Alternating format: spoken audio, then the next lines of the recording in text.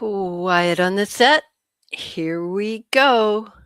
5, 4, 3, 2, 1. Hello, everybody. I'm Dear Myrtle, your not so retired friend in genealogy. Welcome to Myrt's Book Club, where we are tackling the stripped bare guide to citing and using history sources.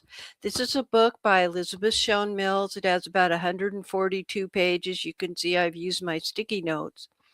You'll also notice that I'm by myself because the time period in which I put out a call for panelists was during the time period when we were without internet for about 2.5 weeks, owing to the great floods, 100, 200-year floods they've had here in our county. But internet's back and we're doing well. Let's see what we've got out there in the community before we get started. Kathleen's out there. Hi, Happy New Year from wet and boring Oregon. Hello from Cincy. Oh yeah, Blue Ash. I've been there. I have been there. I remember that. Supposed to be working your 9 to 5 job, but it's quiet today. Okay. Join in whenever you can. Hi, Bobby. Granite Bay, California. Several days of rain and snow. Yeah, the big rains that we had back to back with king tides hit you all shortly afterwards. Let's see. Hi, Valerie. You're here. Hi, Flo and Bill. Thank you. All right. So I will put out, I will still entertain the option to have folks join. Let me bring up the application form because it is a lot of fun and I'm pretty good at bringing in your comments from the community side on YouTube, but it's also more fun to have somebody else's voice besides old Myrt. So let me pull up the book club panelist application link. And this is a Google Docs form. And tell me if this link works. If not, I'll just have to share it in the link in the description after the event. Okay, let's see, comments. Come on, comments. Why are you being that way? Okay, I guess I have to share my referral link. It's giving me a problem. Just what I wanted to do. Okay. I cannot post a link. Come on, StreamYard. Okay, we did it. Great. Okay, I will be posting the link, folks. I just love technology. It happens like this sometimes. All right, let's get right to the meat of this. Now, the purpose of our getting together is for you to actually buy this book. And unlike some other book clubs, we're not just dealing with this one book in January and another one in February. We're going to look at this every other week. In fact, we're only going to get up to page 20 today in this book because there's so much meat to it. Let me share my screen and we will dive in. There we go. And we'll move this stuff out of the way. Okay, so you know that Elizabeth Shown Mills is one of our standard bearers in the world of genealogy.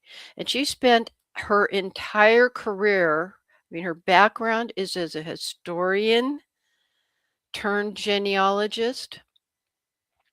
And she spent a lot of time looking at the types of sources that historians and genealogists look at to find evidence. Now, evidence might not be clearly stated. They're in sources, and we draw evidence, we construe evidence by looking at information that's specifically stated in various sources. And so in the first part of this book, the things that I can share with you without messing up her right to copyright, are that sources come in 3 types. And I would like to hear, yeah, I would like to hear what you think of as far as reliable sources. That's another topic for today. So in this case, what's important are original documents. Now, sometimes original can be a sticky wicket because, oh, as we've learned up in New England, with my cousin Dave Robeson, records from the late 1600s have been copied over in the 1700s and then again in the 1800s, and the early 1800s handwriting looks pretty original and ancient to people like you and me, until you recognize that it is the 1800 transcript that is saving word for word theoretically what showed up in the original document from the late 1600s. So handwriting isn't always an indication of what's original. We do try to get to the most recent or the most original source, the original time that an event such as a birth, a marriage, or death, or purchase of land, or probate was referred to. And that's original records. Another category, those of us who've studied the genealogical proof standard are aware that derivative works, like I mentioned in the 1700s and the 1800 transcripts of something from the town records in the 1600s, those can have errors, can't they?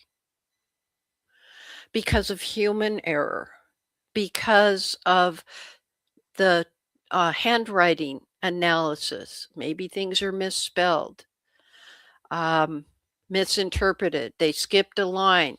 They transposed who the parents are, the mother's name, etc. Especially when it's a whole list of births or christenings for one entire year from a bishop's transcript, etc. And sometimes it's a narrative report. Now, during Mondays with Myrt, I told you I was very excited with Mr. Myrt to be at Carlisle Barracks in the U.S. Military History Institute's library doing research.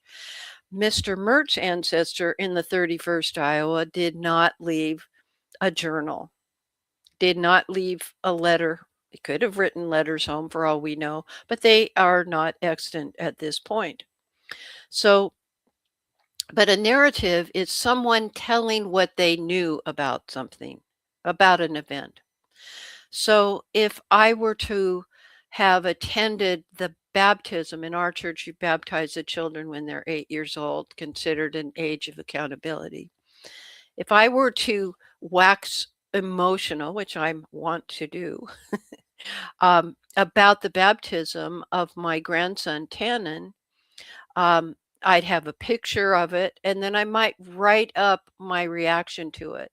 I might mention that I had been asked to talk about the importance of baptism and what kind of commitments that means. And someone else might have given the opening prayer, and my granddaughter may have conducted the music for the program.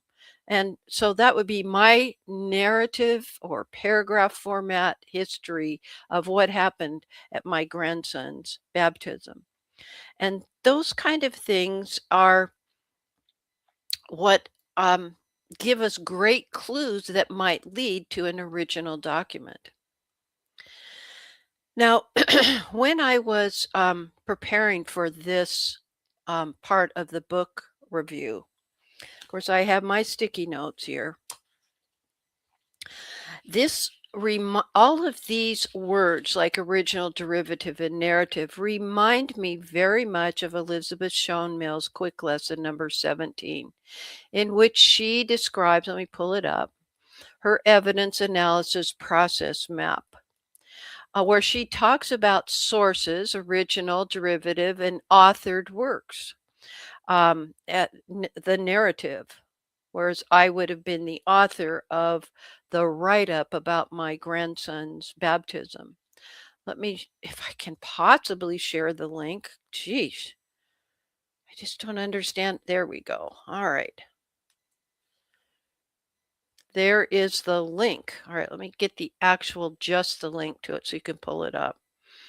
Because I see that the URL spread over several over 2 posts. So let me get just the link itself. You want to print this out. You want to. Why? Because it'll help us remember. It will help you remember what is the value of your source? What is how do we judge the reliability of the information items, like in that firsthand? I may have been a firsthand, I've had firsthand knowledge and been the primary informant because I was there, and I even took part of the program, and I was highly motivated to record a momentous occasion on the behalf of or in the life of my ancestor, my descendant, my descendant Tannen. Sometimes it's secondhand, where my best friend might say, I couldn't go to lunch with Myrt because I knew that today was her grandson's baptism. And so the date of that note might lead a clue to the baptism date of Myrt's grandson, but it's quite a step removed from my primary firsthand notification of it. So Kathleen says she has this chart taped to the bottom of her monitor. Yeah, I would, print it out, laminate it, everything else. And hi, Ellen. She says, yeah, that's a good idea to have it really close by. You'll also find the research process map on the inside of Elizabeth Shown Mill's big evidence explained book. It's right here. It's harder, though, to photocopy this one because it has a gray background. So that's part of why I gave you the link to her entire, well, it's a concise discussion of sources, look at the informant, and then we construe evidence from those individual information items. And that may, both my write-up about my grandson's baptism and my best friend, well, if it were really my best friend that couldn't go to lunch with me, she'd be at the baptism. But we both reference a date and an event, and they would be providing direct evidence of an event could have been incorrect. But and it doesn't have to be, I mean, anything can be incorrect. In fact, one of my tabs here is to read this little quote from Elizabeth on page 25. I skipped ahead. Original source material usually is more reliable than derivatives, but any document can contain errors. I'd like to hear from those of you who are watching, and there's 16 of you. Thank you so much for being here. Mention, if you will, a document that you've run across that had an error in it. And I'll bet you dollars to donuts that what it was, it could have been a death record. And the death record, I could imagine, would have very accurate information about the death of the person, but where the information could have been incorrect, yeah, there we go with, death certificate. The information about the parent's name or the date of birth or the mother's maiden name could be incorrect because likely the informant wasn't there at the birth.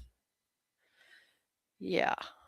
Yes, census records, that's really secondhand. Sometimes, except for like the 1940 US Census, where there's a little X to let you know who in that household may have provided the information. We don't know. The neighbor could have provided the information. And we don't know the motivation of that person in the household. They could have said they were married 20 years and their oldest child is 19. And in fact, if you went to the original records, you would find that that oldest child, the birth predates a marriage. Yeah, many census records, Bill is saying. And Valerie's saying, your father's death certificate had 5 errors. Your sister was the informant, and she didn't know many things, whereas I had gotten those things that you had gotten during your research.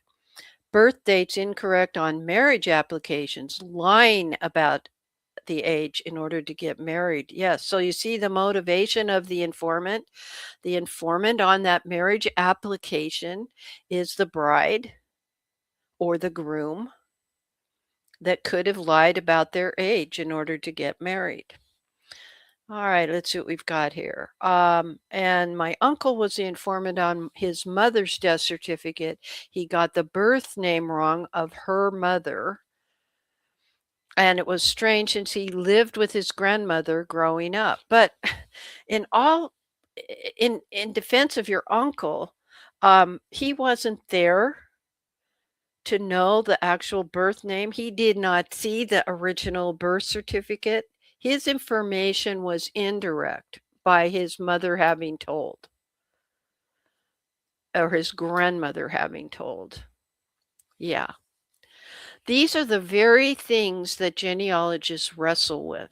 And one good thing about this book is that, you know, it's a lot less weighty reading than Evidence Explained. This is a good primer for beginning genealogists, and I would even suggest that your local genealogy society encourage people to buy this book and take a special interest group for beginners where you talk about these very things, about original works, derivative works, narratives. Even in a book, let's take a will book. I have an ancestor who died in 1783 in Lincoln County, Kentucky. So at the beginning of this bound volume, where they have at the beginning, they have a page dedicated to almost every letter of the alphabet. And they kind of put Q in with the adjacent letter because there's not too many Q surnames. And when the clerk of the court enters the will on the next available page, way back in this 400-page probate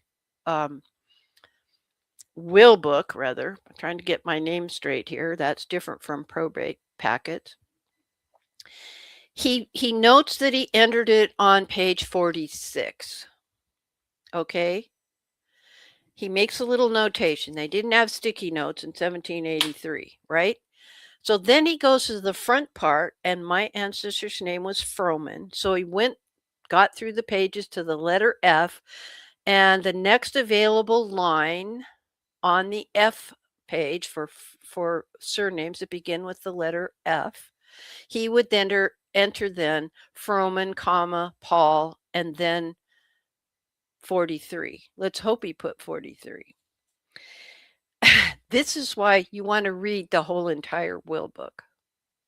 Because without a sticky note to go from point A to point B in this quasi, throw all the Fromans and the Faulkners and the Frys on that page for the surnames that begin with the letter F, you want to hope that they don't make a transcription error, even though you're the clerk of the court and you are you do this in your normal job. That's what you do every quarter when they hold probate court, is you will transcribe the original will that gets presented to the court into that will book. There could be transcription errors.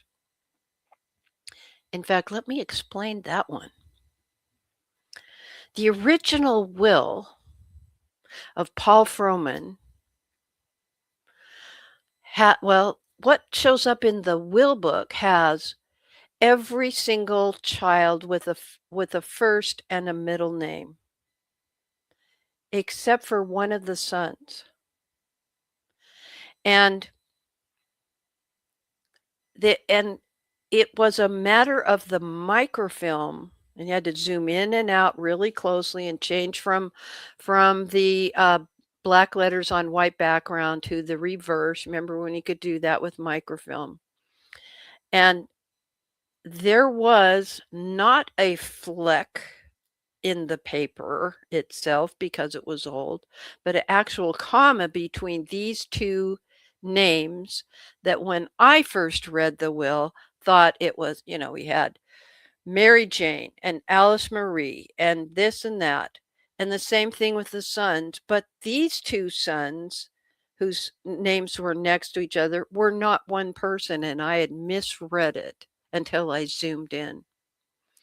Yeah, and you have to remember that the unusual spelling of the name and not write down the phonetic spelling. Yeah, we have to be able to search for anything. So sometimes Froman is Froe, sometimes Hman. It's really the way we do it is Froman. Yeah. My uncle was in we did that one. Yeah.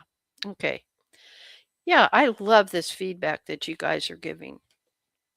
All right. I once did a podcast, actual radio broadcast, um, live streaming, before Hurricane Charlie wiped out our AM radio station in Port Charlotte, Florida. And I had bumper music, opening music that was with the Mission Impossible theme in the background because they paid the BMI fees. And it was a matter of if you can't spell Smith 15 different ways, you're not trying. We have to be able to look for that as a possibility. All we can do, though, is in that document that we are transcribing, is use the spelling that shows up in the document. Okay, we won't discuss my ancestor, Conrad Weiser, who has a land record where his name was spelled two different ways in the document and he signed it a third way. Another topic for another day. All right, so I want to skip ahead here. Not skip, we're going to the next slide. I actually made a couple of slides since I knew I'd be by myself. When we look at the documents, we want to look at what's more reliable versus possibly reliable versus less reliable. So that ties back into, is it the original record? Is it a derivative? Is it, is it a authored work or a narrative, like my write-up about my grandson's baptism? But here's a different kind of a thing. The original certificate signed by an obstetrician on the birth of a child is pretty darn reliable because the doctor or midwife was performing in the usual course of what he or she did for a living. He normally recorded it a certain way, etc. And those are usually pretty good indicators of reliability. Same thing about a church baptismal record, and those survive in places. A lot of people say, well, they weren't keeping public vital records of birth, for instance, in Iowa in that time period. That's what happened when I wrote away to get a 1903 birth record for my grandmother, Frances. Wasn't even required as a federal mandate until 1920 that every state in the Union should keep vital records of birth and death. And yes, I know it's unbelievable, especially those of you who have New England roots, because you guys were pretty progressive up there. Your ancestors kept records very early on. But let's look at that example here. I realize I didn't share my screen. The church baptismal record is pretty reliable for a possible date of birth, because you're not going to be getting baptized before you're born. But it's only really reliable for the event at hand, which is the baptismal record or the christening record, which we tend to use in the case of like Iowa, where there were no birth records for 1903. Subsequently, there were delayed birth certificates. So we got to think about it, because you're thinking the church baptismal record or christening record would be very, very reliable, because it is the pastor, the priest, the minister who normally christens the baby, and instructs the clerk, the church warden, or whomever it is that keeps that record book accurate later that day. But then there can be the listing of baptisms or christenings that get sent in bishop's transcripts at the end of the year to the bishop, and that may be what has survived. And so you're looking at this parish this year and christening records, and you're seeing the whole list of them.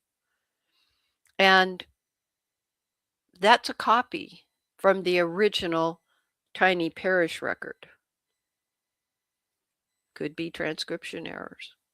Of course, that's where your people would be lost, right? It is frustrating when you find out your grandmother was born the year before registration. I can hear it. I can hear you say that. I totally get it. My son's birth date was wrong on the baptism record. Did I or my husband give the wrong information when he was born just before midnight?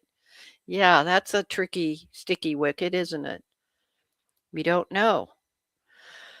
Okay, less reliable, back to my slide, would be a birth announcement in the local newspaper. And I always like to say it is highly unlikely that the obstetrician who delivered the baby had to moonlight doing typesetting, as it was called in the olden days, for the local newspaper. Yeah, so this is less reliable because it's more removed from the event. That, yeah, it is in their official job description. There's somebody assigned to keep track of birth announcements that are submitted to the newspaper, death notices, etc. But they are not a reliable informant. They're getting the information from somewhere else. They're 1 or 2 or 3 or 4 steps removed from the event itself. I'm not saying that a birth announcement in a local newspaper isn't good, because it will lead you to finding the original record. Okay, I'd like to ask you, would you, if all you had was that birth announcement in a local newspaper, would you put that in your genealogy management program? Would you put that in your genealogy program? Here's why I asked that question. Our genealogy software typically is conclusion based. It's fill in the blank. It's so there may be a reference to a birth. So you have a birth date. And because that field is filled in your genealogy management program, sometimes that leads us to forget to get to a more original, more definitive um, original document, more reliable. Okay, so Bill, good point. I would include it, but with a note that better information is needed. Yeah, it speaks to creating a to-do list, doesn't it, Bill? That if you run across things like this, where that's your first notice, like we typically for death records, it's the picture we took of the tombstone or the funeral card or the program for the funeral where it lists the birth date and the death date. And we go and put that in our genealogy program. But we always need to do something more to the original. Um, yeah, we need to do that additional research. Ellen says, yes, I would add it, but as a newspaper and look for additional information. But it might be the only record I could find. Absolutely. Now, I work really well on my direct line ancestors, and when I run across information on the siblings, I will put that information in my genealogy management program. But I don't come back to them unless I have a conundrum that I need to resolve. So I really need to zoom in or zone in on the family dynamics, the timeline of everybody's birth, like to figure out where could the marriage have taken place of the parents, for instance. What did the census records tell me?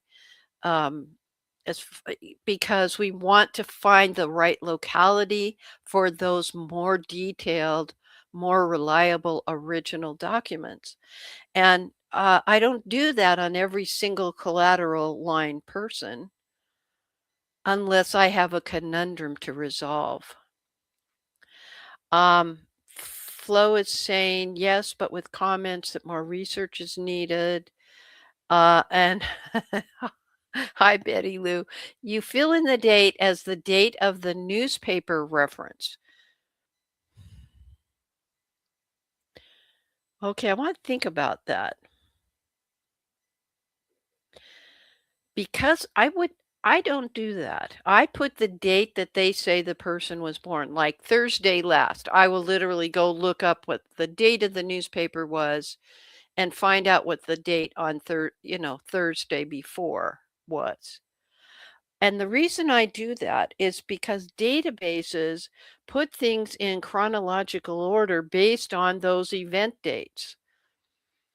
You could put a date of the newspaper reference and make it a totally separate line, but if you're using it as the birth date source, it can get confusing. So I understand your logic there. You could just put the year and put the date in the comments. That's a good workaround. Yeah, there's a lot of things we're juggling with our 21st century technology and trying to figure out how to make that work. Yeah, the date of the newspaper can be part of the citation or the footnote. Makes pretty good sense. All right. What else was it I wanted to talk about before we go? Okay, original records derivative. We talked about primary and secondary. Okay, let's talk about this some more. Let me scroll over here and share this. Okay, so if we're talking about primary record sources, secondary and unknown, people think, well, I need a primary record. What they mean is original record, usually. Primary means that it's provided by someone with firsthand knowledge, like me that attended the baptism of my 8-year-old grandson, or the parish priest who christened the child as soon as the mother was willing to bring the infant, to the church. So the secondary information would be still a good clue, but less reliable, because it was someone who had like my best friend who had written something about we couldn't go to lunch because I'd gone to my grandson's baptism. So the category of unknown is really important because sometimes we don't know who the informant is. It's not there wasn't a place on the form that we happen to be looking at that says, I mean, on a death record, they have a place to tell you who the informant is. And sometimes we don't yet know how they relate to the family. And then we find out they're the second wife of the son of so and so, but we don't know that sometimes. And that's even a less reliable person because they definitely don't have the 90 or the 80 or 50 years experience of celebrating somebody's birthday where they would say, my mother, Martha Jane Smith, always made birthday cakes with apples and dates in it, which sounds like a pretty good spice cake, doesn't it? Yeah. These are terms we use like original records, derivatives, narratives, and then primary uh, informant, secondary, and unknown. These are terms that we use to help us as historians, family historians, genealogists, to evaluate the reliability of evidence. So, we're going to start next time, which is the 19th, on page 20. I know I'd skipped ahead about errors, but and I'm going to quote this from Elizabeth. We're going to talk more about assembling the evidence. And in doing so, we're going to talk about this fact. Reliable historical conclusions are based on the weight of evidence found, not the amount. What does that mean to you? Think about primary, secondary, original, and derivative. Reliable, possibly reliable, less reliable when answering that question in your mind as a researcher. Yeah. The, there's so much to this. It's very concise. There's so many examples. It would be very easy for you to encourage your local genealogy societies or your online genealogy group to use this book as a resource to help us once again think about the very useful words that Elizabeth uses, that the genealogical proof standard uses. That's what's been codified by the Board for Certification of Genealogists in genealogy standards. It's around here somewhere. Things that Dr. Thomas W. Jones talks about in Mastering Genealogical Proof. These same phrases, same words keep coming up. They need to be our watchword. They need to be taped to the bottom of our monitors. Sometimes we get so excited when we finally get more information that we can fill in the blank in our genealogy software, and we kind of forget to do that analysis and reliability until you run into another document that contradicts. And that's part of what we'll also talk about next time on the 19th after Mondays with Myrt. We'll talk about the resolution of conflicting evidence. It's one of the elements of the genealogical proof standard. All right. Anything left to say before we go? All right. I would like to have other people on the panel with me, but I am very happy that you all typed quickly. Thank you, Valerie, for being here. I appreciate that very much. I love the interaction that we can have this way and that I can pull your comments up very easily when you're on the YouTube side. And really, there's nothing left to say, but I'm Dear Myrtle, your not so retired friend in genealogy.